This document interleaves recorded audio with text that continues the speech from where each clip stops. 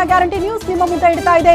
ಇದು guarantee news ನ big exclusive story. ಪ್ರಳಯಾಂತಕಿ ಪ್ರಿಯಾಂಕಾಗೆ ಸಂಬಂಧಪಟ್ಟಂತಹ ಮತ್ತಷ್ಟು ಸ್ಫೋಟಕ ಸುದ್ದಿಯನ್ನ ನಿಮ್ಮ ಮುಂದೆ ಇಡ್ತಾ ಇದ್ದೀವಿ.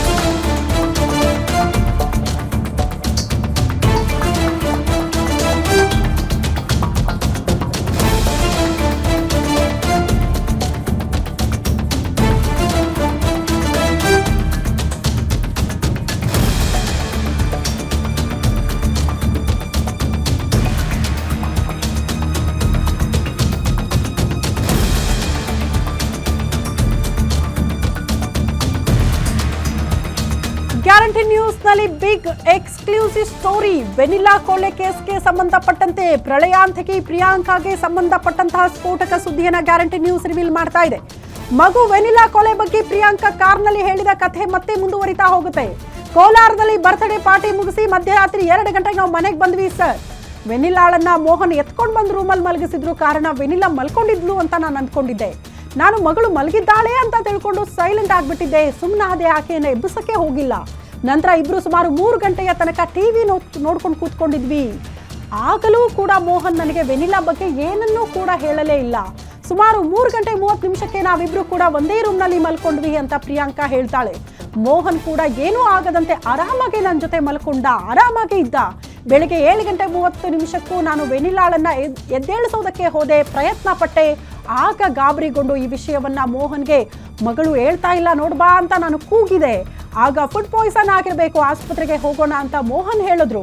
ಆಸ್ಪತ್ರೆಗೆ ತೆಗೆದುಕೊಂಡು ಹೋದಾಗ ಮಗು ಸತ್ತಿದೆ ಅಂತ ವೈದ್ಯರು ಸ್ಪಷ್ಟವಾಗಿ ಹೇಳ್ತಾರೆ. ಆಗ ನನಗೆ ಗಾಬರಿಯಾಗಿ ನನ್ನ ಅಣ್ಣನಿಗೆ ವಿಷಯ ಮುಟ್ಟಿಸಿದೆ ಅಂತ ಪ್ರಿಯಾಂಕಾ ಹೇಳ್ತಾಳೆ. ಶನಿವಾರ ಸಂತೆಯಿಂದ ಬೆಂಗಳೂರಿನವರೆಗೂ ಬರುವಾಗ ಮೋಹನ್ ನನ್ನ ಬಿಟ್ಟು ಕೊಡ್ಲೇ ಇಲ್ಲ. ಕಾರ್ನಲ್ಲಿ ಜರ್ನಿ ಮಾಡಿದ 5 ಗಂಟೆಯಲ್ಲೂ ಕೂಡ ಮೋಹನ್ ಬಗ್ಗೆ ನನಗೆ ಅನುಮಾನ ಬರಲಿಲ್ಲ. ದಾರಿಯುದ್ದಕ್ಕೂ ಮೋಹನ್ ಆರಾಮಾಗಿ ಇದ್ರು ಅನ್ನುವಂಥ ವಿಚಾರಗಳನ್ನ ಪ್ರಿಯಾಂಕಾ ಪೊಲೀಸರ ಮುಂದೆ ಈಕೆ ಬಾಯಿ ಬಿಟ್ಟಿರುವಂತಹ ರೀತಿ. ಮಗಳು ಸತ್ತಿದ್ರ ಬಗ್ಗೆ ನನಗೆ ಕಿಂಚಿತ್ತೂ ಮಾಹಿತಿ ಇರಲಿಲ್ಲ, ಅನುಮಾನ ಕೂಡ ಇರಲಿಲ್ಲ. ಮೋಹನ್ ಈ ವಿಚಾರವನ್ನ ನನ್ನ ತನಕ ತಲುಪಿಸ್ಲೇ ಇಲ್ಲ. ನಾವೇನೂ ಆಗಿಲ್ಲ ಅನ್ನೋ ರೀತಿಯಲ್ಲಿ ಆರಾಮಾಗಿದ್ದೆ. ಮೋಹನ್ ಕೂಡ ಅದೇ ರೀತಿ ಇದ್ದಿದ್ರಿಂದ ನನಗೆ ಎಲ್ಲೂ ಕೂಡ ಅನುಮಾನ ಬಂದಿಲ್ಲ. ಎಲ್ಲಿ ತನಕ ಅಂತ ಅಂದರೆ ವೆನಿಲಾ ಬೆಳಿಗ್ಗೆ 7 ಗಂಟೆ 30 ನಿಮಿಷಕ್ಕೆ ಎಬ್ಬಿಸೋ ಪ್ರಯತ್ನ ಆದಾಗ ಆಕೆ ಎದ್ದೇಳಲಿಲ್ಲ ಅನ್ನೋ ತನಕ ಕೂಡ ನನಗೆ ಇದರಲ್ಲಿ ಏನಾಗಿದೆ ಅನ್ನೋದ್ರ ಬಗ್ಗೆ ಅರಿವೇ ಇಲ್ಲ ಅಂತ ತಾಯಿ ಪ್ರಿಯಾಂಕಾ ಪೊಲೀಸರ ಮುಂದೆ ಇಷ್ಟೆಲ್ಲ ಕಥೆಯನ್ನು ರೂಪಿಸಿ ಹೇಳಿದಂತಹ ರೀತಿ. ಆಸ್ಪತ್ರೆಗೆ ಕರ್ಕೊಂಡು ಹೋದಾಗ ಪೊಲೀಸರು ಹೇಳ್ತಾರಂತೆ ಮಗು ಬದುಕಿಲ್ಲ, ಸತ್ತು ಹೋಗಿದೆ ಅಂತ. ಅಲ್ಲಿ ತನಕ ಮಗು ಸತ್ತು ಹೋಗಿದ್ರ ಬಗ್ಗೆ ನನಗೆ ಮಾಹಿತಿನೇ ಇರಲಿಲ್ಲ ಸರ್, ಇದರಲ್ಲಿ ನನ್ನ ತಪ್ಪಿಲ್ಲ ಅಂತ ಪಾಪಿ ಪ್ರಿಯಾಂಕಾ ಪೊಲೀಸರ ಮುಂದೆ ಕಟ್ಟಿದ್ದಂತಹ ಕಥೆ ಇದು. ಬಟ್ ಅಸಲಿ ಕಥೆ ರಿವೀಲ್ ಆದಂತಹ ರೀತಿ ಹೆಂಗಿದೆ ಅದು ಇನ್ನಷ್ಟು ರಣರೋಚಕವಾಗಿದೆ. ಆ ಕುರಿತ ಡೀಟೇಲ್ಸ್ ಅನ್ನ ಕೂಡ ಗ್ಯಾರಂಟಿ ನ್ಯೂಸ್ ಮೊದಲೇ ಹೇಳ್ದಂಗೆ ಯಾವ ಚಾನಲ್ ಕೂಡ ಇಷ್ಟು ಡೀಟೇಲ್ ಆಗಿ ಈ ಕೊಲೆ ಕೇಸ್ಗೆ ಸಂಬಂಧಪಟ್ಟಂತೆ ಮಾಹಿತಿ ಕೊಟ್ಟಿರಲಿಕ್ಕಿಲ್ಲ. ಗ್ಯಾರಂಟಿ ನ್ಯೂಸ್ ಇಂಚಿಂಚು ಮಾಹಿತಿಯನ್ನ ಪುಟ್ಟ ಬಾಲಕಿ, ಏನೂ ಅರಿಯದ ಕಂದಮ್ಮ, ಇನ್ನು ಬದುಕಿ ಬಾಳಬೇಕಾದಂತಹ ಕಂದಮ್ಮನ ಕೊಲೆ ಕೇಸಲ್ಲಿ ಆಗಿದ್ದೇನು, ಹೆತ್ತ ತಾಯಿ ವಿಲನ್ ಆಗಿದ್ದಂತಹ ರೀತಿ, ತದನಂತರದಲ್ಲಿ ಇದು ಪೊಲೀಸರಿಗೆ ಗೊತ್ತಾದಂತಹ ರೀತಿಯ ಬಗ್ಗೆ ಇಂಚಿಂಚು ಮಾಹಿತಿಯನ್ನ ಗ್ಯಾರಂಟಿ ನ್ಯೂಸ್ ನಿಮ್ಮ ಮುಂದೆ ಇಡ್ತಾ ಇದೆ. ಚಿರಂತ ಮನೆಯಿಂದ ಬೆಂಗಳೂರಿಗೆ ಬರೋ ತನಕ ಕೂಡ ಪೊಲೀಸರಿಗೆ ಈಕೆ ಹೇಳಿದ್ದೆಲ್ಲವೂ ಕೂಡ ಕಟ್ಟು ಕಥೆ. ಮಗಳ ಕೊಲೆಯಲ್ಲಿ ನನ್ನ ಪಾತ್ರವೇ ಇರಲಿಲ್ಲ ಅನ್ನುವಂತಹ ವಿಚಾರಗಳನ್ನ ಈಕೆ ಹೇಳ್ಕೊಂಡಂತಹ ರೀತಿ. ಯಾವ ತಾಯಿಗಾದ್ರೂ ಮನಸ್ಸು ಬರುತ್ತಾ ತನ್ನ ಮಗು ಕೊಲೆ ಆಗ್ತಾ ಇದ್ದಾಳೆ, ಕಣ್ಣು ಮುಂದೆ ಕತ್ತು ಹಿಸುಕಿ ಹೊಟ್ಟೆಗೆ ಒದ್ದು ಆಕೆಯನ್ನು ಉಸಿರುಗಟ್ಟಿಸಿ ಸಾಯಿಸೋ ತನಕ ಕೂಡ ಹೆತ್ತ ತಾಯಿ ಅದಕ್ಕೆ ಸಾಕ್ಷಿ ಹಾಕಿದ್ರೂ ಕೂಡ ಇದರಲ್ಲಿ ನನ್ನ ಪಾತ್ರ ಇಲ್ಲ ಅಂತ ಆಕೆ ಕಳೆದಂಥ ಒಂದು ವಾರ ಇದೆಯಲ್ಲ, ಆರಾಮಾಗಿ ನಿದ್ರೆ ಮಾಡ್ತಾ, ಆರಾಮಾಗಿ ಊಟ ಮಾಡ್ತಾ, ಏನೂ ಆಗದೆ ಇರೋ ರೀತಿಯಲ್ಲಿ ಬದುಕಿದ್ದ ರೀತಿ ಇತ್ತಲ್ಲ, ಇದು ತಾಯಿ ಕುಲಕ್ಕೆ ಅವಮಾನ ತರಿಸುವಂಥ ರೀತಿ. ಪ್ರಿಯಾಂಕಾನ ತಾಯಿ ಅಂತ ಹೇಳೋದಕ್ಕೂ ಕೂಡ ಬಹಳ ಅಸಹ್ಯ ಆಗುತ್ತೆ. ಎನಿವೆ, ಮುಂದುವರೆದು ಗ್ಯಾರಂಟಿ ನ್ಯೂಸ್ ಪ್ರಿಯಾಂಕಾಳ ಅಸಲಿ ಕಥೆ ರಿವೀಲ್ ಆದಂಥ ರೀತಿಯನ್ನು ನಿಮ್ಮ ಮುಂದೆ ಇಡ್ತಾ ಹೋಗುತ್ತೆ.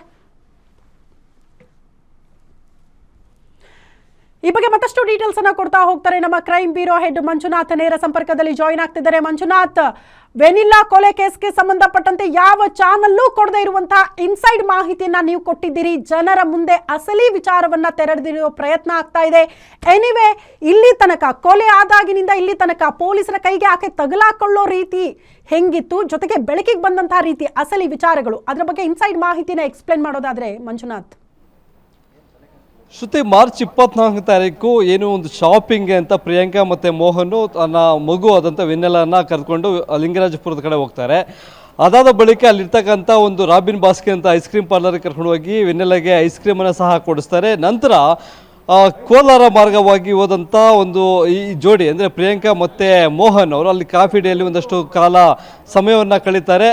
ಆದರೆ ಆ ಮಧ್ಯದಲ್ಲಿ ಇದೇ ಮೋಹನ್ನು ಆ ಮಗುವಿನ ಮೇಲೆ ಮಾರಣಾಂತಿಕವಾಗಿ ಹಲ್ಲೆಯನ್ನು ಮಾಡಿ ಮೊಣಕೈಯಿಂದ ಹೊಟ್ಟೆಗೆ ಗುದ್ದಿ ಆಕೆಗೆ ಉಸಿರನ್ನು ಗಡಿಸೋ ಮುಖಾಂತರ ಕೊಲೆ ಮಾಡಿ ಹಿಂದಿನ ಸೀಟ್ನಲ್ಲಿ ಮಲಗಿಸಿರ್ತಾನೆ. ಈ ವಿಚಾರ ಈ ಪ್ರಿಯಾಂಕೆಗೆ ಗೊತ್ತಿರೋದಿಲ್ಲ. ಮಗು ಬಿರಿಯಾನಿ ತಿಂದಾಗ ಒಂದು ರೀತಿಯಾಗಿ ಅಸ್ವಸ್ಥರಾಗಿರ್ತಾರೆ, ಫುಡ್ ಪಾಯ್ಸನ್ ಆಗಿರಬೇಕು ಅನ್ನೋ ಒಂದು ಕಾರಣಕ್ಕಾಗಿ ನಿದ್ದೆ ಮಾಡ್ತಾ ಇದ್ದಾಳೆ ಅನ್ನೋ ರೀತಿಯಾಗಿ ಅವರು ತಿಳ್ಕೊಂಡಿರ್ತಾರೆ. ಇಲ್ಲಿ ಪ್ರಿಯಾಂಕಾ ತನ್ನ ಮಗುವಿನ ಮೇಲೆ ತೋರಿಸಿದಂಥ ಮೊದಲ ಒಂದು ದೊಡ್ಡ ನಿರ್ಲಕ್ಷ್ಯ ಅಲ್ಲೇ ಕಂಡು ಬರುತ್ತೆ. ಯಾಕಂತಂದರೆ ಕಾರಿನಲ್ಲಿರ್ತಕ್ಕಂಥ ಮಗು ಜೀವಂತವಾಗಿರೋದಿಲ್ಲ. ಆಗಾಗಲೇ ಮೋಹನ್ನು ಆ ಮಗುವಿನ ಕೊನೆ ಉಸಿರನ್ನು ತೆಗೆದಿರ್ತಾನೆ. ಶವವಾಗಿ ಆ ಕಾರಿನ ಹಿಂಬದಿಯ ಸೀಟ್ನಲ್ಲಿ ಮಲಗಿರ್ತಾರೆ. ರಾತ್ರಿ ಸುಮಾರು 12 ಗಂಟೆ 1 ಗಂಟೆ ಸುಮಾರು 2 ಗಂಟೆ ಸುಮಾರಿಗೆ ಮನೆಯ ಅಂದರೆ ಕಾಡುಗೋಡಿ ಪೊಲೀಸ್ ಠಾಣೆ ವ್ಯಾಪ್ತಿಯಲ್ಲಿರ್ತಕ್ಕಂಥ ವಿಲ್ಲಾಗೆ ಬಂದಾಗ ತಾನೇ ಅಂದರೆ ಯಾವ ಕೈಯಿಂದ ಮಗುವನ್ನು ಹತ್ಯೆ ಮಾಡಿದ್ದ ಅದೇ ಕೈಯಿಂದ ಮಗುವನ್ನು ತೆಗೆದುಕೊಂಡು ಬಂದು ತಾವು ವಾಸವಾಗಿರ್ತಕ್ಕಂಥ ಆ ವಿಲ್ಲಾದಲ್ಲಿರ್ತಕ್ಕಂಥ ರೂಮಲ್ಲಿ ಮಲಗಿಸಿರ್ತಾನೆ. ಆದರೆ ಮಲಗಿಸಿದಾಗೂ ಸಹ ಈ ಪ್ರಿಯಾಂಕಾ ಹೋಗಿ ಆ ಮಗುವನ್ನು ನೋಡೋದಿಲ್ಲ. ಬೆಳಿಗ್ಗೆ 9 ಗಂಟೆ ಆಗುತ್ತೆ, ಮಗು ಎದ್ದಿರೋದಿಲ್ಲ. ಆದರೂ ಸಹ ಆ ಮಗುವಿನ ಕಡೆ ಹೋಗದೇ ಇರ್ತಕ್ಕಂಥ ಪ್ರಿಯಾಂಕಾ ತನ್ನ ಮಗುವಿನ ಮೇಲೆ ಎಷ್ಟು ಕಾಳಜಿಯನ್ನು ವಹಿಸಿದ್ರು, ಎಷ್ಟು ನಿರ್ಲಕ್ಷ್ಯವನ್ನು ತೋರ್ತಾ ಇದ್ಲು ಅನ್ನೋದ್ರ ಬಗ್ಗೆ ಏನು ಅವರ ಪತಿ ಪ್ರವೀಣ್ ಹೇಳಿದಾಗೆ ಇಲ್ಲಿ ಸಹ ನಡ್ಕೊಂಡಿರ್ತಾರೆ. ಇಲ್ಲಿ ಆ ನಂತರ ಆ ಮಗುವಿಗೆ ಸ್ನಾನ ಮಾಡಿಸ್ತಾರೆ, ಹೊಸ ಬಟ್ಟೆಯನ್ನು ಹಾಕಿ ಆಸ್ಪತ್ರೆಗೆ ಕರ್ಕೊಂಡು ಹೋಗ್ತಾರೆ. ಇದು ಮೋಹನ್ ಮಾಡಿದಂಥ ಪಿತೂರು. ಯಾಕಂತಂದರೆ ಯಾರಿಗೂ ಅನುಮಾನ ಬರಬಾರ್ದು ಅನ್ನೋ ಕಾರಣಕ್ಕಾಗಿ ಆ ಮಗುವಿಗೆ ಎಂದಿನಂತೆ ಸ್ನಾನ ಮಾಡಿಸಿ ಆಸ್ಪತ್ರೆಗೆ ಕರ್ಕೊಂಡು ಹೋಗ್ತಾರೆ. ರಾತ್ರಿ ಬಿರಿಯಾನಿ ತಿನ್ನಿಸಿದ್ವಿ, ಅದು ಫುಡ್ ಪಾಯ್ಸನ್ ಆಗಿದೆ, ಆವಾಗಿಂದ ನಿದ್ರೆಯಲ್ಲಿದ್ದಾಳೆ, ಎದ್ದಿಲ್ಲ ಅಂತಕ್ಕಂಥ. ಆದರೆ ಪರೀಕ್ಷೆ ಮಾಡಿದಂಥ ವೈದ್ಯರು ವೆನ್ನೆಲಾ ಸಾವನ್ನಪ್ಪಿದ್ದಾರೆ ಅಂತಕ್ಕಂಥ ಒಂದು ವಿಚಾರವನ್ನು ತಿಳಿಸ್ತಾಳೆ. ಆ ವಿಚಾರವನ್ನು ಏನು ಪ್ರಿಯಾಂಕಾ ತನ್ನ ಮನೆ ಅಂದರೆ ಅವರ ಸೋದರಿಗೂ ಸಹ ತಿಳಿಸ್ತಾರೆ. ಮಗು ರಾತ್ರಿ ಬಿರಿಯಾನಿ ತಿನ್ನಿಸಿದ್ದೆ, ಐಸ್ ಕ್ರೀಮ್ ಸಹ ಕೊಡಿಸಿದ್ದೆ, ಅದನ್ನು ತಿಂದ ಬಳಿಕ ಆಕೆ ಎಚ್ಚರ ಆಗಿರಲಿಲ್ಲ, ಆಸ್ಪತ್ರೆಗೆ ಕರ್ಕೊಂಡ್ಬಂದರೆ ಸಾವನ್ನಪ್ಪಿದ್ದಾಳೆ ಅಂತಕ್ಕಂಥ ಮಾಹಿತಿಯನ್ನು ವೈದ್ಯರು ಕೊಟ್ಟಿದ್ದಾರೆ ಅನ್ನೋ ರೀತಿಯಾಗಿ ವಿಷಯವನ್ನು ತನ್ನ ಕುಟುಂಬದಲ್ಲಿರ್ತಕ್ಕಂಥ ಸೋದರಿಗೆ ಮುಟ್ಟಿಸ್ತಾರೆ. ಇಲ್ಲಿ ಆ ವಿಷಯಕ್ಕೆ ತಿಳಿದು ಆಸ್ಪತ್ರೆಗೆ ಬಂದಂಥ ಅವರ ಸೋದರನಿಗೆ ಮೇಲ್ನೋಟಕ್ಕೆ ಅನುಮಾನ ಬರುತ್ತೆ.